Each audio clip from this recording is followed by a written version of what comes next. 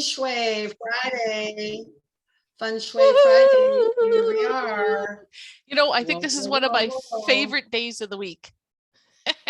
And not because it's Friday, but because we get to come and have fun. Yeah, because you're absolutely right. Okay, just a minute. I gotta mute that. Okay, there we go. Then we don't have background noise. Yay! Fun Shui Friday with Anita and Cheryl V. There we go. Woohoo! Woohoo. And what are we? 61, 62? We are 62. 62 is it? Yay, I like that. Cool. And if you're just tuning in and watching us for the first time, which we Welcome. are. Yeah. Welcome. We every Friday we go live and we choose a card from the Personal Paradise card deck from Tara Catherine Collins, our friend, mentor, and she's just a light extraordinaire. Really, Yeah. she is. And she's the founder of the Western School of Feng Shui. And so yeah, Cheryl shuffles. And then we just, we're off the cuff, right? We just do whatever comes up there. Good morning, Kathy. Oh, good morning, Kath. And you and Kathy do some Oracle card things too. What days do you do that? Tuesdays? We do that Tuesday morning at 10. Sorry, I just realized I had the wrong name on here. Duh, it didn't clue into me earlier when you said that. Oh, good. What is she talking about? Let me give you a minute. And you know what, Kathy, you could put in the comments, the link of where you and Cheryl do Oracle card readings on Tuesday morning. Yeah, put our group page in. That'd be excellent. Thanks, Anita. Appreciate that. Yeah, we each pull a card from a different deck and bring forth whatever messages Spirit wants us to talk about. So cool. Yeah, I've caught a few episodes. Thanks. They're awesome. Awesome. Well, and Kathy usually gets the insight to have there's one card to have a theme, which has been really fun. Cool. Yeah. Kind of like our theme is dictated. Cheryl and I have both had some what do you call that? Colds? We'll call it cellular rejuvenation or something. Yeah. You're gonna laugh when you see the two cards that came up. Yeah, we're detoxifying our inner body. Exactly. As Cheryl has a sip of coffee. One moment, please. Good morning, Lindsay. Oh, hey. That Lindsay C. Doyle is in the house. She is. Nice to have you, girlfriend. Yeah. Wah. Okay, are you ready for a laugh? So you know how when we were at Bluegrass a couple weeks ago, everybody's like, you should do more about plants? Yes. Yeah. Well, the first card that came up is number 9, plants. Okay. Yeah. And I was thinking that this morning too. That's why. Thinking, oh my gosh, Mother's Day is coming up in a couple of weeks. Maybe we'll have to go back there and do just a plant thing. Yeah. And you know what else? Which is next week is our first Friday of the month, which we have to do our card reading. The second card that came up is gardens. Oh, well, see, we're definitely going back to bluegrass. So, instead of us talking about plants and gardens today, this is what I'm going to suggest. We're going to actually argue with Spirit, and we're going to pull a different card because we should be saving the plants and the gardens for talking at the garden center. Or do you want to talk about it twice? Because, really, that's not. What do you think? You know what? I'm good with whatever you feel intuitively. How many do we have online with us right now? We have 2. Perfect. Kathy, I've got 2. Perfect. I'm splitting the deck into 2. Each of you 2 pick what's a number between 1 and 10. They'll guide us today. Waiting. Might be a little delay. This will be a fun. We'll see how well it all blends with plants and gardens. Everything blends well with plants and gardens. Okay, number 8 says Lindsay. Okay. And number 8 says Kathy. They Oh, both that's put hilarious. Okay, top or bottom? I need to know top or bottom. Top or bottom. Waiting. Now we know they're actually participating. Yeah. Yeah, they both chose 8. Top or bottom, ladies? Top or bottom? Top or bottom? Top says Lindsay. Top says Kathy. So they're both on the same wavelength. So I'll say. Because they're both typing it in at the same time, and that's what is coming up. Oh, this is just absolutely entertaining as heck. So the one that Lindsay pulled is guest room 35, and it's actually quite entertaining because the image, of course, front and center in the image is a big peace lily. Oh, and then Kathy's is directional sleeping. So we went from plants and gardens to bedrooms and sleeping. There you go. So we have a theme going. Cards are coming out in pairs. That is cool. So we will definitely talk more about plants and gardens either next week or the week after or something. Well, next week, if we do it live, mind you, we can arrange something. If we do feng shui card readings, we shouldn't be doing that. Yeah. So anyways, that might be a separate thing. Yeah. We're gonna head back over there. So this is guest room. Guest room number 35 and number 36. Directional sleeping. Yeah. And I think we have talked about directional sleeping before, but it is we've talked about both before. Important. And it's really I think it's especially important for children. Or I mean, obviously sleep is good. Sleep's important for everybody. Yeah. Sleep is important for everybody. And so it really is about being in alignment with Mother Gaia. And when we think about the energy lines, and the directional, right? So this is probably the only time in essential feng shui that we talk about direction. Yeah, and the compass. Where it's really important.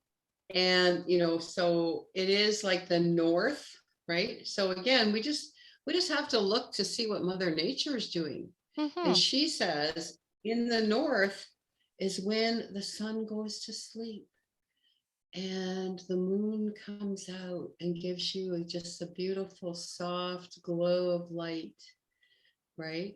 And so would that make sense that if your head is facing north, then you would be in alignment with Mother Earth? Yeah, absolutely. And then, of course, the next direction is east. And what happens in the east direction with Mother Nature? That's when the sun comes up. And the sun goes, okay, rub your eyes, wakey. Get that energy rolling. Get your energy going. And so if your head is facing east, that's a really great direction for someone who is a morning person, right? If you have someone who is like, I have a girlfriend and she's a night owl, right? And she probably doesn't get up before 10 a.m. That's what I'm guessing. Well, guess what? Putting her head facing east would not be the most conducive for her. Exactly. Me personally, we have our bed to the east because that's the only direction we can put it in our bedroom. But I'm a morning person. I love that. So I have no problem getting up at 6 o'clock in the morning or 5:30 or whatever the heck it is. Yeah. So, and then what about south and west, Cheryl? Well, south is really good for the creative, right? So your midday, you think of the hottest, the most energetic time of the day, recalling dreams. So if you notice that you remember your dreams a lot or that you have a lot of dreams, just check out of curiosity, if for no other reason, and see if your head faces south. In our bedroom, that would be the wall we can only put the bed on. So we face actually a little bit southeast, more south than east though. And we both dream a lot. That's makes perfect sense, right? And west, I'm going to read this one off of Tara's card because I like this one. West enhances relocations and balances stress and restlessness. Enhances relaxation. See, I'm reading without my glasses on, which I think is quite interesting when you're facing the west. So you're enhancing, but when you think about it, that's when the sun is setting. So of course it's starting to enhance our body to relax and bring us into that state of restless or restful, right? Restful and relaxation, which is which is what the sleeping's all about. You know, I recall last time we were talking about the guest bedroom, Anita, it's because many people have a guest bedroom that sits as blank real estate. That's why we talked about the guest room recently. Yep. Anyway, I digress. Back to the directions and sleeping. So check and see which direction. Most phones, I have a compass on my phone. We use it quite often when we're doing consultations. We used it quite recently just to check. Yeah. Yeah. And you know, and again, that direction. And the other thing about directional sleeping too, as I'm sure it is with you and Rod, Cheryl, right? Because Rod doesn't sleep well. Rod doesn't sleep well. And so he likely. And he's a night hawk. More sensitive to that south direction. I mean, you could, in your bedroom, you could put your bed under the window on the west wall. It's southwest and it's smoking hot. Yes. Okay. Yeah, I'm not putting my bed under that window. Yeah. Yeah. So I guess Rod's he's not forever going to sleep well. That's it. Okay. We utilize a few other techniques. Right. Yeah. He just doesn't like to dream. And that's the biggest part. And a lot of that is because I believe before you go to bed, those last couple hours before we go to bed, all of that is implanted in our subconscious and our conscious mind because we've been being bombarded with something. Yeah. So, and he's such a sports fanatic. So if you think about it, you have all of this energy coming at you and then it's like, okay, now it's time to go to sleep. Yeah. And it's hard to shut it off. It's hard to shut that off. Right. So those are his decisions. And I believe, but that's my belief, that if he chose to actually shut the TV off, even a half an hour. Yeah, he would have a better He would probably have a better sleep. Yeah. And you know, again, so when we're talking about directional sleeping, the other thing is when we work with clients, we always look at the results. Exactly. Right? So we always ask because for me personally, to have my head facing south, it is not good. Because I mean, I've been in hotel rooms or that kind of thing, and I have a terrible sleep. However, somebody else, you know, so we can never make the assumption that because somebody's headboard is at the south wall of the bedroom, that they are not sleeping well. Yeah, I sleep like a log. And so we always ask the question, how do you sleep in this room? Yeah. And of course, so whenever possible, right? Whenever possible, then facing the head at the north is the best, as to be in alignment with Mother Earth, right? And yeah, okay. And then we have those spare bedrooms again. Yeah, the right? guest room. So somebody needs to hear that, obviously. Yeah. You know, the guest room. As we are moving into the summer season, a lot of people may be getting their guest rooms ready, right?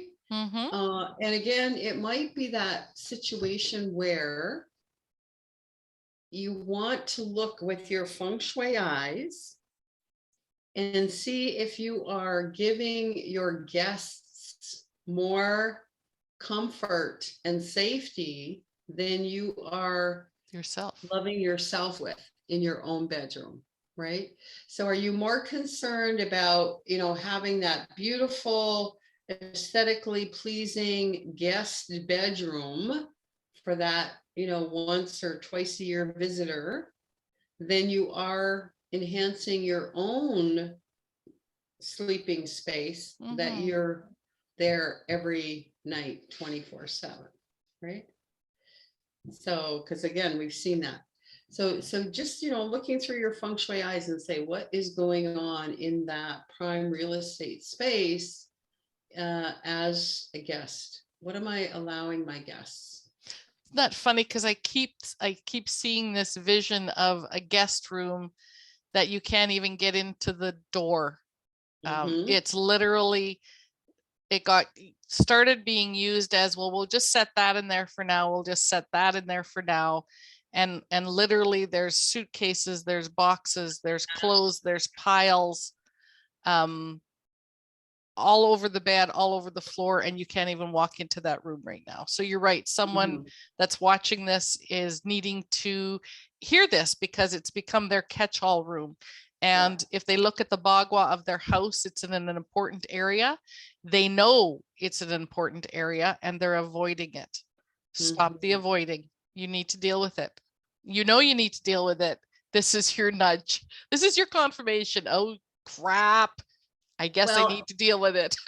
and you know what? Some of those rooms in our home, so the guest bedroom, the utilitarian room, Mhm. there are lots of other examples.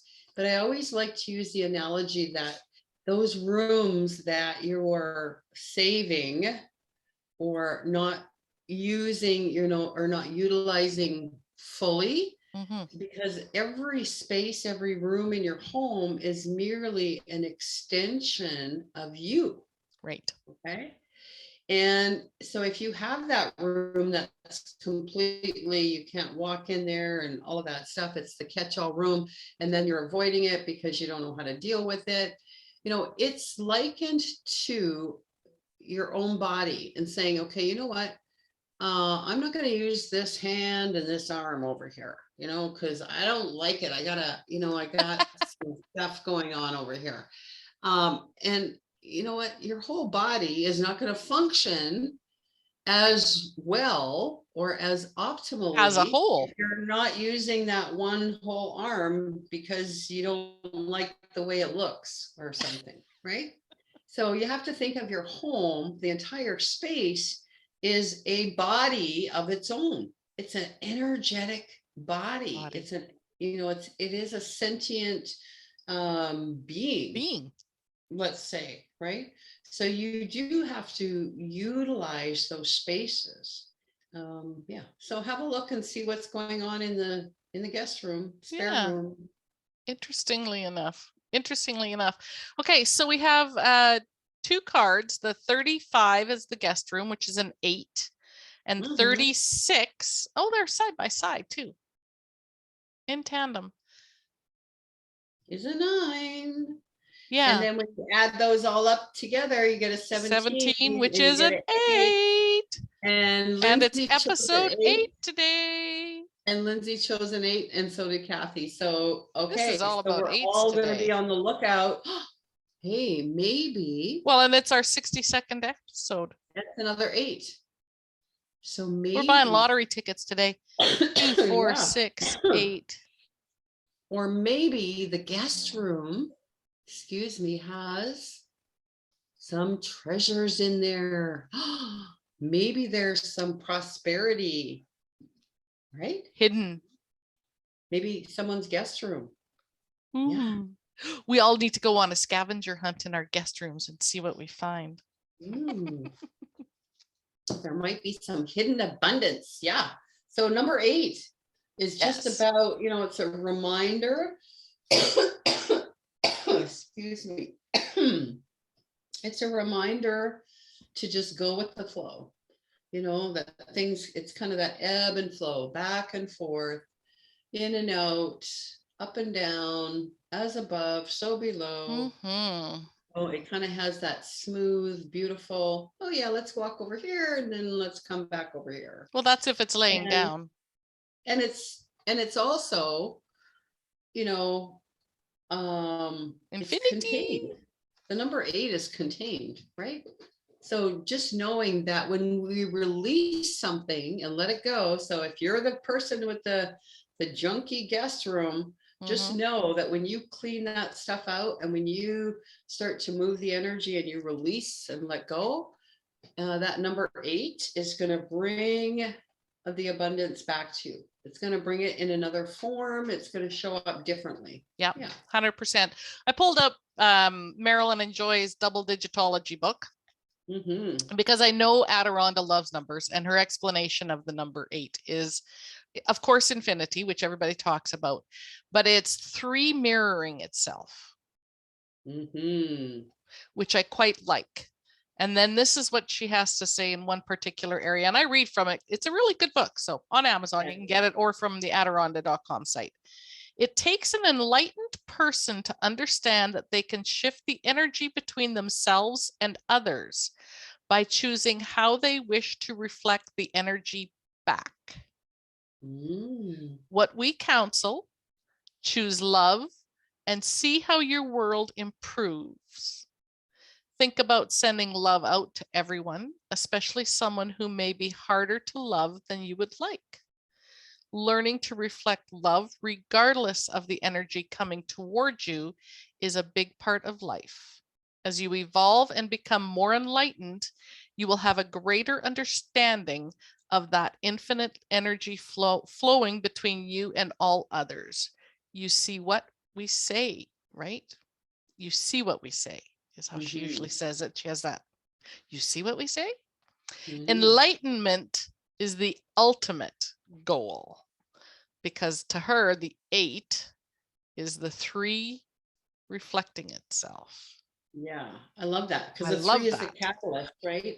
Yeah. 3 is the catalyst. It's the Father, Son, and Holy Ghost. It's all those kind of things.